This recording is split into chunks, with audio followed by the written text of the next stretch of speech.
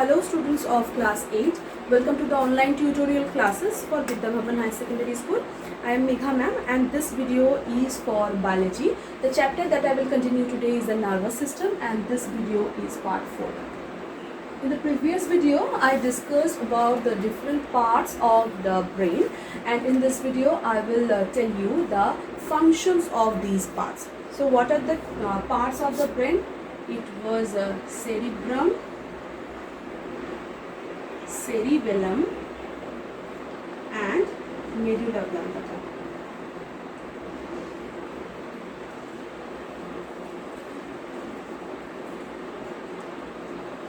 Okay, so here you can see attached with the brain I have drawn the picture of the spinal cord, because in this video I will discuss in detail about the spinal cord.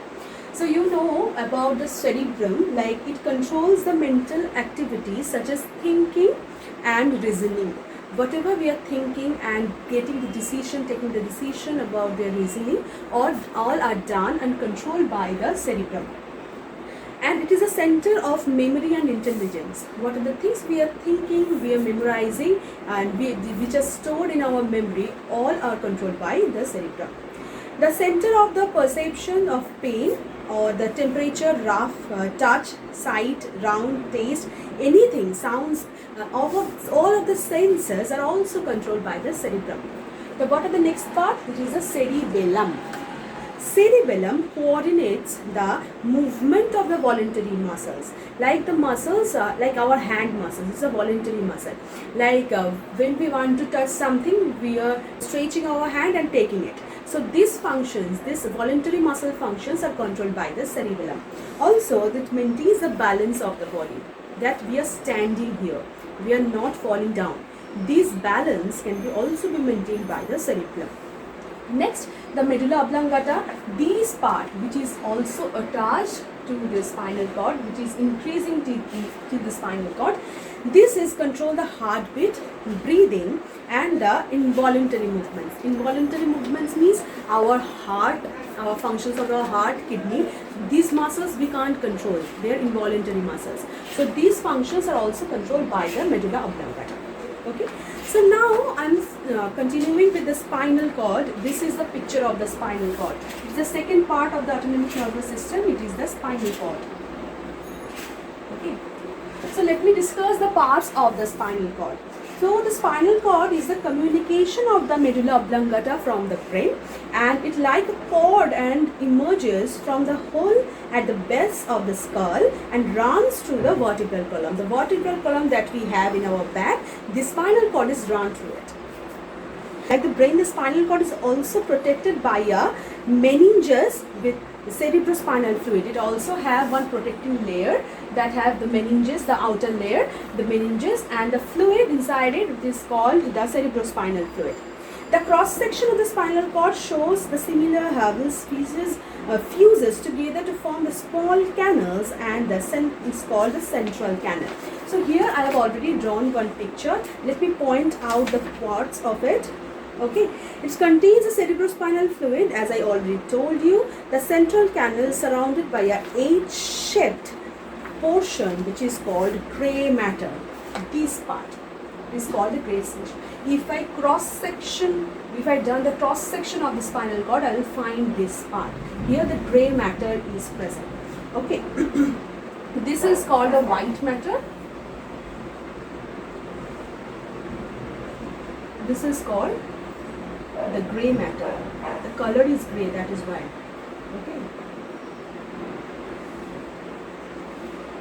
And this canal, this small canal, is called a central canal. Okay.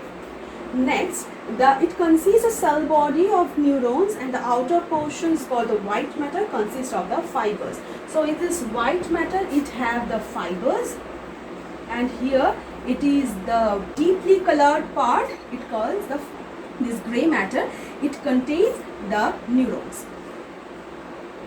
Okay. So what are the functions of it? The functions are: the spinal cord conduct reflexes below the neck. The reflexes which are coming below the neck all are conducted by the spinal cord. It conducts sensory impulses from the skin to the muscles and the brain. It conducted motor responses from the brain to the muscles and the trunk and the limbs. All are coordinating functions. If the spinal cord is not present, then these coordination functions will get disrupted. Okay, so here this you can see the brain is here. This part is the medulla oblongata. This part is the medulla oblongata, and here you can see one pipeline like structure is coming, and here the nerves are attached. Okay, so this is the spinal cord, and this medial part you can see I have marked with a blue line. It is the vertebral canal. This is the vertebral canal by which it is going. It is coming through. Okay, and here there's nerves you can see like the feathers, like the hairs. These are called the spinal nerves. I've already told you there are 31 pairs of the spinal nerves are present, and for the brain the 12 pairs of the cranial nerves are present. Okay, so any coordination of an environment which causes a reaction in an organism is known as stimulus, and in plural form it is called stimuli. The reaction of the organisms to a stimulus is called the response. So these are the definition of the stimulus.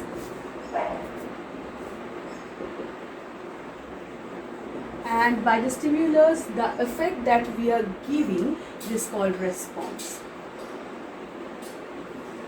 Okay, the stimuli can be either from other living things or due to non-living factors such as water, heat, change of temperature, dust, chemicals, and so on in the environment. These are called external stimuli. From the external surface, the stimuli that we can get from the temperature change, from the heating change, are all called the external stimuli. From the stimuli, it is called external stimuli. Okay, and some stimuli arises within the organism's body. They are called the internal stimuli. That means the hunger, the thirst, the like paining something. It's all are the internal stimuli.